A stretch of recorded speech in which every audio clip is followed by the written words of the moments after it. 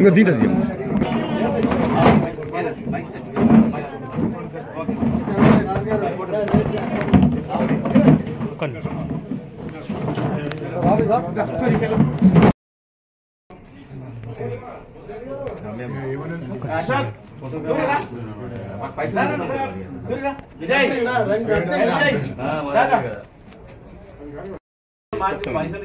మళ్ళీ తీస్తాను.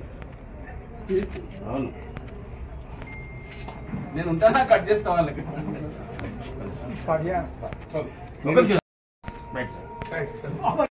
Divisional zonal వాళ్ళు రండి.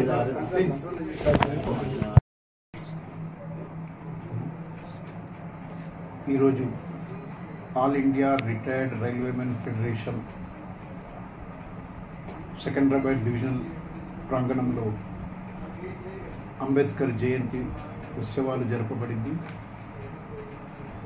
డాక్టర్ బిఆర్ అంబేద్కర్ గారికి శ్రద్ధాంజలి ఘటించి ఆయన యొక్క ఆశలు ఆశయాలను నెరవేర్చడానికి ఈనాటి యువతను కూడా ముందుకు తీసుకెళ్లాలని చెప్పి పెన్షనర్స్ ఫెడరేషన్ వాళ్ళు నిర్ణయించడం జరిగింది.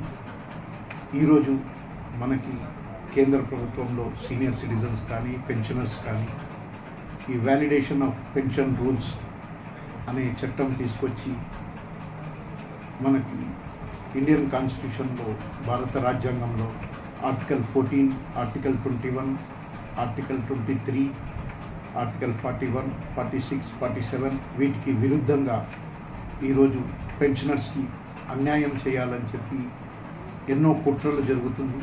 దీనికి వ్యతిరేకించడానికి పెన్షనర్స్లో ఒక ఐక్యత రావాలని చెప్పి పెన్షనర్స్ అందరూ ఒక తాటి మీద నిలబడి, సీనియర్ సిటిజన్స్ అందరూ ఒక తాటి మీద నిలబడి మన యొక్క సాధించుకున్న 60 సంవత్సరాల్లో సాధించుకున్న హక్కులని పరిరక్షించుకోవాల్సిన అవసరం ఉందని, అట్లాగే మన రాబోయే కాలంలో మన డిమాండ్స్ని 8వ పే కమిషన్లో మనం సాధించాల్సిన డిమాండ్స్ గురించి కూడా మనం కలిసికట్టుగా ఉండాలని చెప్పేసి మన వాణిని వినిపించాలి కేంద్ర ప్రభుత్వం ముందర అని చెప్పేసి కూడా అనుకున్నాను. ఇట్లాగే ఈ సందర్భంగా జ్యోతిరావు పులే జన్మదినం సందర్భంగా కూడా జ్యోతిరావు పులేని కూడా స్మరించుకున్నాము. మన all India senior citizen confederation president Shri V K Badani గారు 2 రోజుల క్రితం మొన్న స్వర్గస్థులైనారు.